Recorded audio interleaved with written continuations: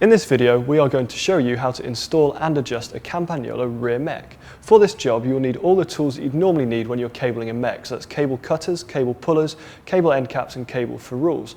You're also going to need a Torx T25 for some Campagnolo rear mechs and a set of Allen keys for the cables and other Campagnolo rear mechs too. Start by threading the cable through the shifter. To thread the cable through the shifter, make sure that the shifter is in the hardest gear. Peel back the rubber brake hood and thread the cable from the bottom of the shifter, then thread it through the outer cable. If you need to cut a new set of cables, use your old cables as a guide for length. We skip this step in this video. Thread the cable under the bottom bracket shell. If you're using internal cables, we've covered this in a couple of previous videos. Check out the links in the description below. Continue to thread the cable through to the rear mech and then loosely attach the cable.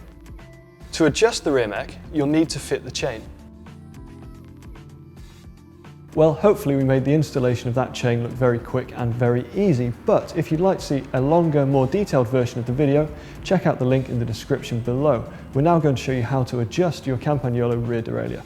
You need to set the limit screws on both the higher and the lower gears. The lower right-hand screw sets the limit for the higher gears, while the upper left-hand screw sets the limit on the lower gears. To set the limit screws, you'll need to disconnect the cable. First, set the higher gear limit. To do this, pedal and check that the upper jockey wheel is in line with the bottom sprocket. That might be your 11 or it might be your 12 tooth.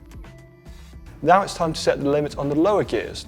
To do this, push the mech to the top of the cassette with your hand whilst pedaling. The chain should sit in the easiest gear and shouldn't go over the top of the cassette. Neither should it try to jump down onto the second gear. If it does, you need to wind the screw in.